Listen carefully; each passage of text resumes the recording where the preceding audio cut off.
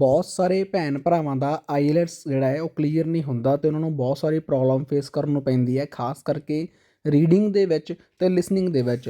Writing ਅਤੇ speaking ਤਾਂ ਉਹ ਔਖੇ ਸੌਖੇ ਕਰ ਹੀ ਲੈਂਦੇ ਆ, ਪਰ ਜੇਕਰ ਆਪਾਂ ਗੱਲ ਕਰਦੇ ਹਾਂ ਰੀਡਿੰਗ ਦੀ ਅਤੇ ਲਿਸਨਿੰਗ ਦੀ, ਤੁਸੀਂ ਸਕਰੀਨ ਦੇ ਉੱਪਰ ਰਿਜ਼ਲਟ ਦੇਖ ਸਕਦੇ ਹੋ ਸਟੂਡੈਂਟ ਦਾ। ਲੈਫਟ ਐਂਡ ਰਾਈਟ ਤੁਸੀਂ ਸਾਡਾ ਇੰਸਟਾਗ੍ਰਾਮ ਪੇਜ ਵੀ ਦੇਖ ਸਕਦੇ ਹੋ, ਜਿਸ ਦੇ ਉੱਤੇ ਅਸੀਂ ਕੈਨੇਡਾ ਦੀ ਹਰ ਇੱਕ ਅਪਡੇਟ ਅਪਲੋਡ ਕਰਦੇ ਹਾਂ ਅਤੇ ਪਲੱਸ ਸਟੂਡੈਂਟ ਦਾ ਰਿਜ਼ਲਟ ਵੀ ਸ਼ੇਅਰ ਕਰਦੇ ਹਾਂ। ਜਿੰਨੇ ਵੀ ਸਟੂਡੈਂਟ ਸਾਡੇ ਕੋਲੋਂ ਪ੍ਰੈਡਿਕਸ਼ਨ ਅਤੇ ਉਸ ਦੀ PDF ਲੈਂਦੇ ਆ, ਜੇਕਰ ਕਿਸੇ ਵੀ ਸਟੂਡੈਂਟ ਨੂੰ ਲਿਸਨਿੰਗ, ਰੀਡਿੰਗ, ਰਾਈਟਿੰਗ ਅਤੇ ਸਪੀਕਿੰਗ ਦੇ ਵਿੱਚ ਪ੍ਰੋਬਲਮ ਆਉਂਦੀ ਹੈ, ਤੁਹਾਨੂੰ ਪ੍ਰੈਡਿਕਸ਼ਨ ਅਤੇ ਉਸ ਦੀ PDF ਚਾਹੀਦੀ ਹੈ, ਘਰੇ ਬੈਠ ਕੇ ਤੁਸੀਂ ਤਿਆਰੀ ਕਰ ਸਕਦੇ ਹੋ ਵਿਦਨ 15 to 20 ਡੇਜ਼। ਜੇਕਰ ਤੁਸੀਂ ਦਿਲੋਂ ਮਿਹਨਤ ਕਰੋ ਤਾਂ ਤੁਸੀਂ ਆਪਣਾ ਐਗਜ਼ਾਮ ਕਰੈਕ ਕਰਕੇ ਸੇਮ ਉਵੇਂ ਦਾ ਰਿਜ਼ਲਟ ਲੈ ਸਕਦੇ ਹੋ ਜਿਵੇਂ ਨਾ ਤੁਹਾਡਾ ਇੱਕ ਡਰੀਮ ਹੈ, ਜਿਵੇਂ 7.5, 8, 9 ਬੈਂਡ। ਪ੍ਰੂਫਾਂ ਦੀ ਗੱਲ ਕਰੀਏ, ਪ੍ਰੈਡਿਕਸ਼ਨ PDF ਦੇ ਵਿੱਚੋਂ last time 100% same reading, 100% same writing ਅਤੇ ਸਪੀਕਿੰਗ ਆਪਾਂ ਨੂੰ ਦੇਖਣ ਨੂੰ ਮਿਲੀ ਹੈ। ਉਸ ਦੇ ਪ੍ਰੂਫ ਤੁਹਾਡੀ ਸਕਰੀਨ ਦੇ ਉੱਪਰ, ਰਿਜ਼ਲਟ ਤੁਹਾਡੀ ਸਕਰੀਨ ਦੇ ਉੱਪਰ ਆ। ਜਿੰਨੇ ਵੀ ਸਟੂਡੈਂਟ ਸਾਡੇ ਕੋਲੋਂ ਪ੍ਰੈਡਿਕਸ਼ਨ ਲੈਂਦੇ ਆ, ਆਪਣੀ ਚੈਟ ਸ਼ੇਅਰ ਕਰਦੇ ਆ ਸਾਡੇ ਨਾਲ, ਅਤੇ ਉਸ ਤੋਂ ਬਾਅਦ ਉਹਨਾਂ ਦੇ ਬਹੁਤ ਵਧੀਆ ਆਪਾਂ ਨੂੰ ਬੈਂਡ ਸਕੋਰ ਦੇਖਣ ਨੂੰ ਮਿਲਦੇ। ਜੇਕਰ ਤੁਹਾਨੂੰ ਵੀ ਚਾਹੀਦੇ ਆ ਤੁਸੀਂ WhatsApp ਕਰ ਸਕਦੇ ਹੋ। Telephone conversation between a caller and a call centre operator. As you listen, complete the numbered spaces in the identification form in the book. First, you have some time to look at questions 1 to 5.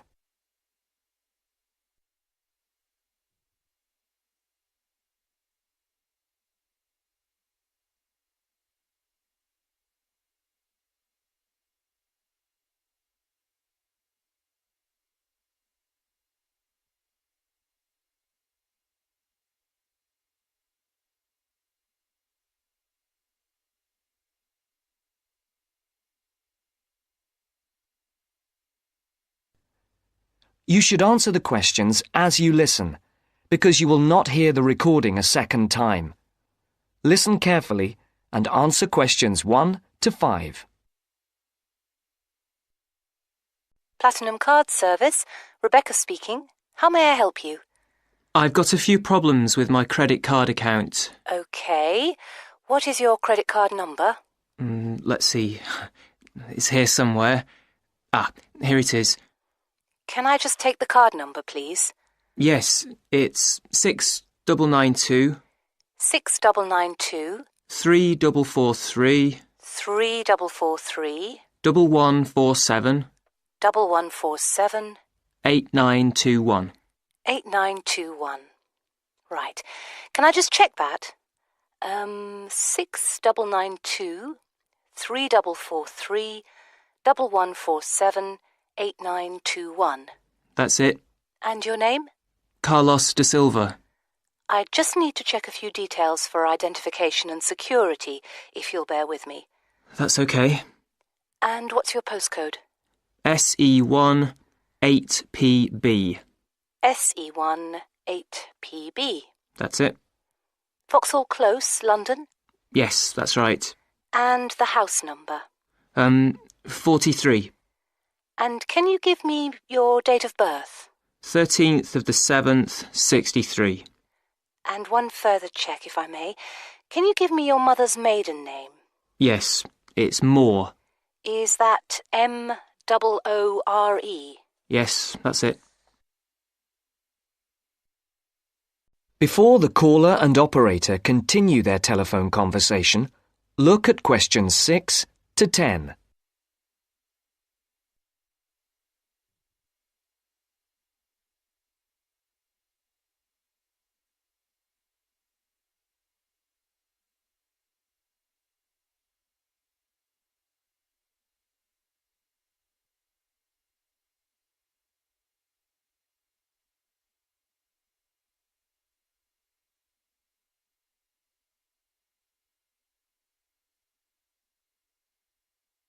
Now listen to the next part of the conversation and answer questions 6 to 10.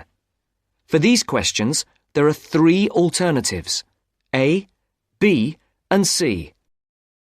Decide which alternative is the most suitable answer and circle the correct letter.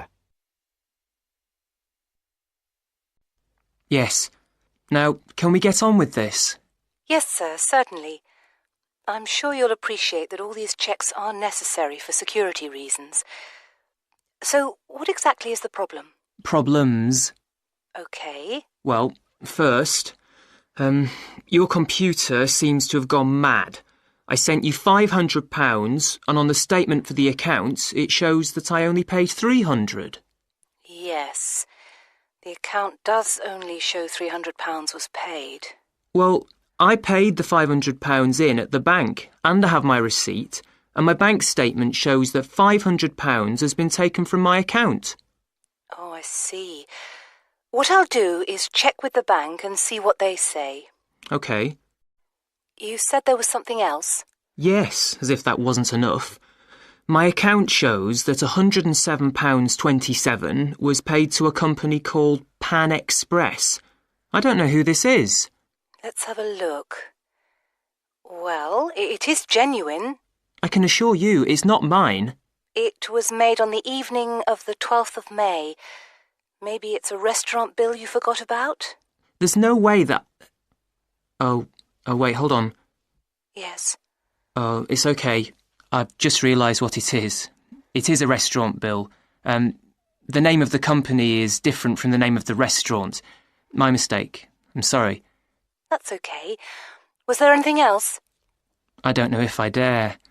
What is it anyway? Well, it's, the amount of interest seems to have gone up. If you look at your statement for April, you'll see that the rate went down from 16.27% to 14.99% that month. Oh, yes, you're right. Was that everything? Yes, basically, it is. Okay. And can you check my payment? Oh, yes, I'll do it. Can I phone you back? I'll be at home for the next 2 hours. I have to leave at 11. Right. What's your number? 020 7989 7182. Hold on. 020 7979? No, it's 7989 and then 7182. So it's 020 7989 7182. Yes, that's it. Okay, I'll phone you straight back. Thanks. Bye. That is the end of part 1. You now have half a minute to check your answers.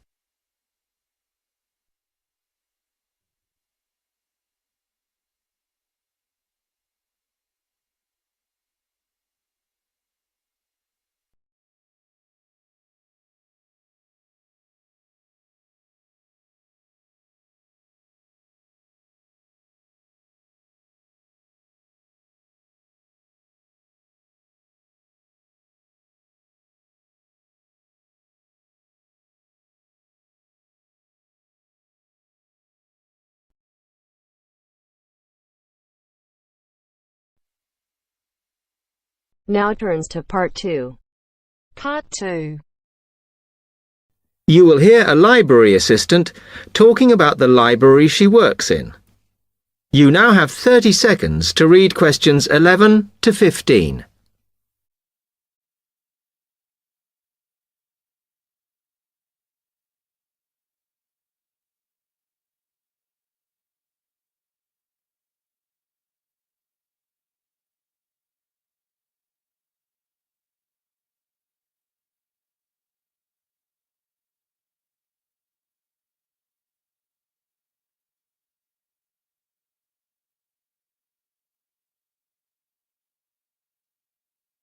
Hi, can I help you? Yes. I wanted to join the library. Okay. First of all, let me show you round the library and explain a few things for you. Okay, now we're here at the main entrance. You can see the reception, which is where you bring back and take out books. And also, we can order books and answer your questions there. Next to the reception, where you can see those old desks, is where we keep the magazines, because you can sit down and read there. They're divided into sections for sciences, geography, arts, etc. Then at the back of the library, you can see the section for old books. Next to that is where the books proper start. That used to be the science section, but now on those shelves you'll find the art section. We had a big reorganisation in the summer, which I think has made it clearer. The numbering is standard, so you should be able to find what you want quite easily. However, if you can't find something, it probably means it's been borrowed. OK, then in the corner next to the reference section is where we thought it was quietest and away from the phones and printers and things, so we've put the study desks there. They all have computer access if you need it for your laptop. Oh. We do ask that you don't just read magazines there, though. OK, then there's the reference section, where you can look up the files. Then, as we come back to the main entrance, is the next section, where we used to have the languages. It got very busy and noisy, so when we moved everything round, we decided to put the law books here. Also, because it's a smaller section, it fits quite well here. OK then, we're back at the main entrance. Over there, by reception, there's a door that goes to the extension, and we have further sections, such as languages and study desks through there. So you could have a look round when we've finished. Then, just between reception and the door here, is where we decided to put the computers, but the computer magazines are in the magazine section, as we found too many went missing here. OK, is that everything? You now have 30 seconds to read questions 16 to 20.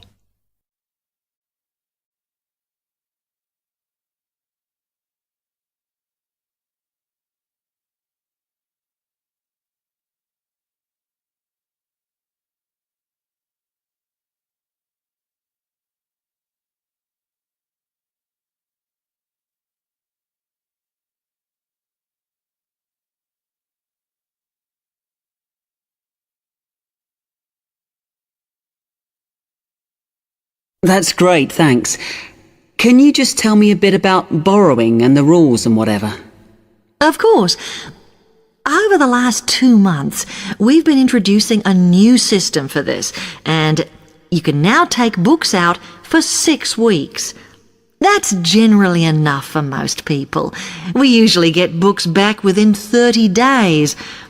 Of course, you may decide to renew the period. You used to have to come in to get the book stamped because we don't like doing it over the phone, as there's no record of it. But now you can do all that via email. Oh. If you do forget to renew, then we do make a charge, I'm afraid. That helps our costs, of course, but we do insist on it. The good news is that there is only one charge. I know some libraries charge £1 for 1 week and then it goes up with each week it's late. We ask for £1.50 as we think that's high enough to stop people being overdue. The other thing you may want to know is what you do about books that are not on the shelves. We do have a system for reserving them. All you have to do is fill in a yellow form behind those blue ones on the desk and give it to someone at reception. We'll let you know when it comes in. Also, sometimes you will need a journal article that we don't have but can get from other libraries. So we offer an ordering service if you need it. Now, if you'd like to fill in this form here.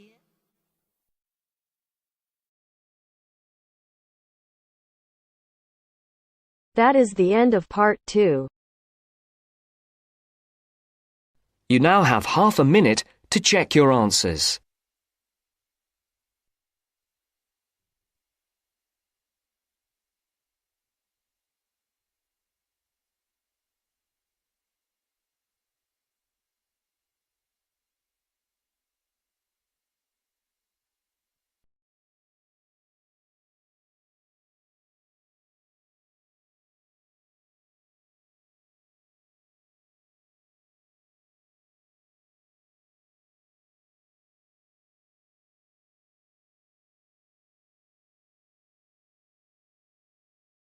Now turns to part 3. Part 3.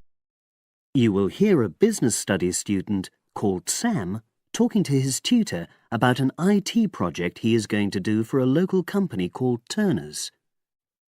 First, you have some time to look at questions 21 to 26.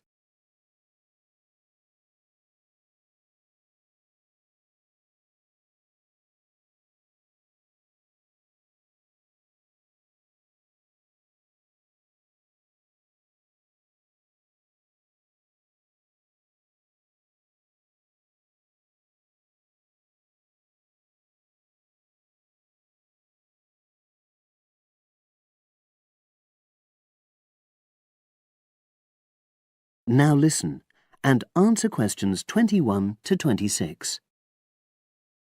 Hello, Sam. Come in and sit down. Thanks.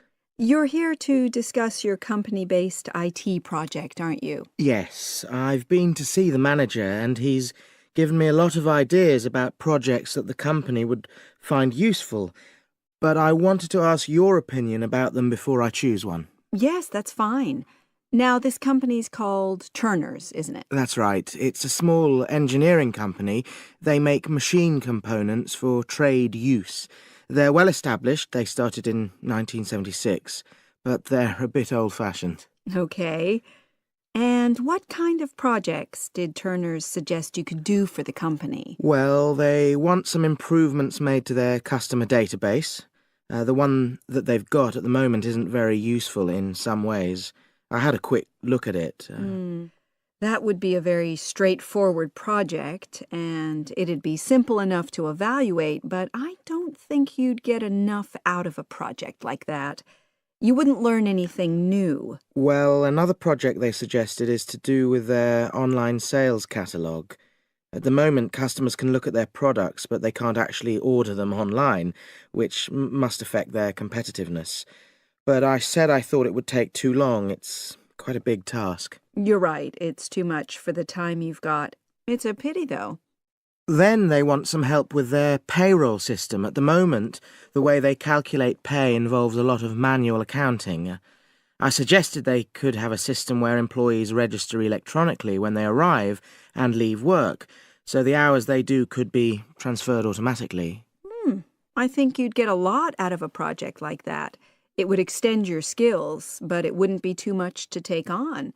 A student did something similar a couple of years ago, but this is slightly different. Well, then they need help with their stock inventory. They do everything manually. Really? Yes, and it takes so much time. It's probably very inaccurate, too. An electronic inventory would probably be the biggest single benefit for the company. I'm surprised they haven't had it done before. I know. Then they wanted to improve their internal security. The manager had visited other companies where the staff use swipe cards to access various areas of the building. It sounded useful, but the trouble is I'm not really sure how to do it. Well, I think you're right in that assessment. At the moment, it's probably a bit beyond your level of knowledge. Is that all? Just one more. Customer service. They want to be able to collect feedback from their customers in a more systematic way. At the moment, it's a bit of a mess, and they probably lose business as a result. Would that involve you going to see customers at their own premises? Because in that case, you might have to do a fair amount of traveling, and that would incur expenses that haven't been agreed with these companies. I never thought of that. Well, it might not be a problem, but it's something that needs clarifying. Well, I hope that's been helpful in narrowing down the options. Yes, it has, thanks. I'll be able to make a decision now. But while I'm here, can I talk to you about coursework? Sure. Now you have some time to look at questions 27 to 30.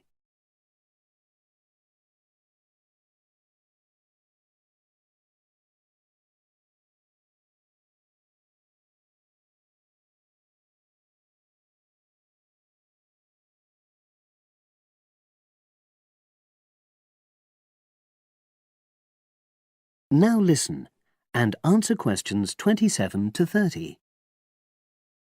I'm not very happy about the way our group assignment is working. There are some problems. Oh dear. Are people just not getting on with each other? That's the worst thing. Actually, we're all friends, it's not that, but when we're having a discussion about the assignment, one or two people end up doing all the talking and the rest don't say anything. It's a bit frustrating because we need plenty of debate. Well, that's a common observation. You're studying in a group with people from all over the world, and you all have your own ways of participating. In some places, students are more used to listening than talking, and vice versa. I suppose you're right. I'll try to remember that.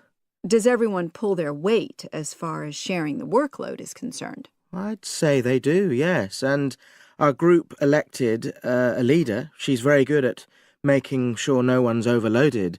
But personally, I feel that there are just too many of us in the group.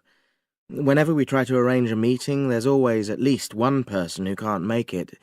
It's not anyone's fault, it's just that we've all got slightly different timetables. Well, I'm glad you've talked to me about it. Feedback is always useful. Is there anything else you're concerned about? There are a couple of problems with lecturers that all the students are talking about. Last semester we had negative feedback about the way lectures were organized. There were several occasions when the wrong room had been booked or the same room had been booked twice, that sort of thing. Is that still a problem? That hasn't happened at all as far as I know. Oh, good. It's sorted out then. But I don't know the reason, but some of the staff often turn up late, so we miss 10 or 15 minutes of our lecture time. It might be because they've been copying handouts for students. I think there's a queue for the machine sometimes. Well, I'll look into that. Thank you for telling me. Anything else?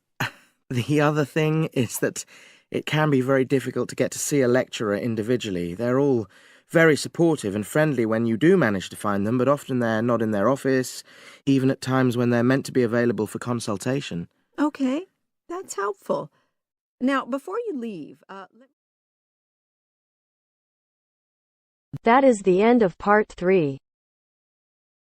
You now have half a minute to check your answers.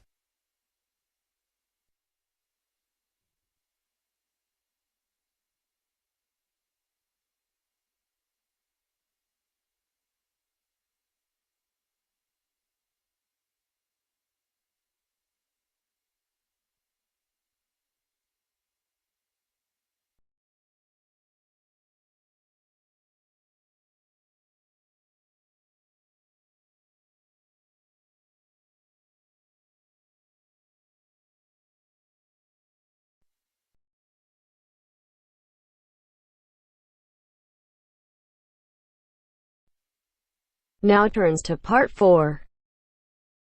Part 4. In this section, you'll hear an interview on IQ tests. First, you have some time to look at questions 31 to 40.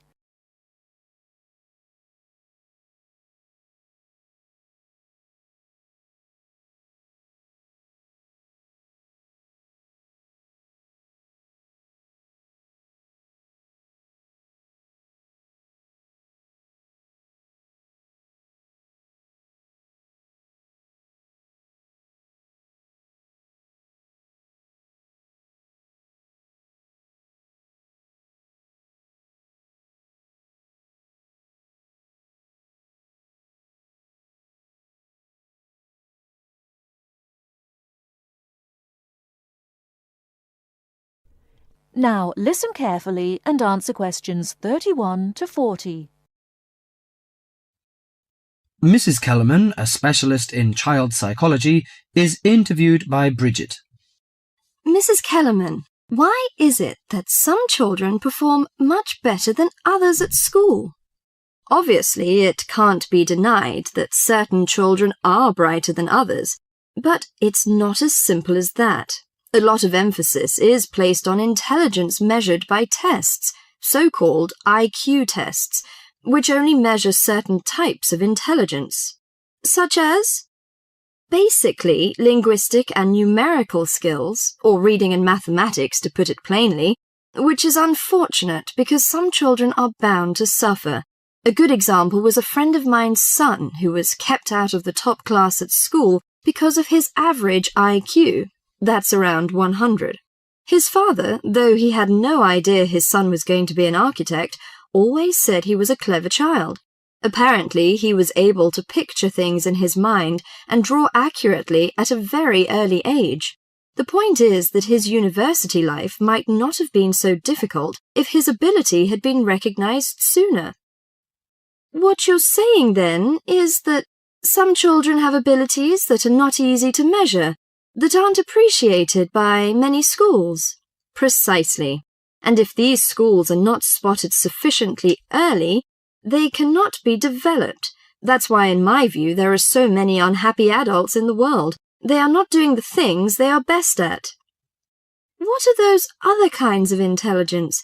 How can we recognize them in our children? Well, take musical talent.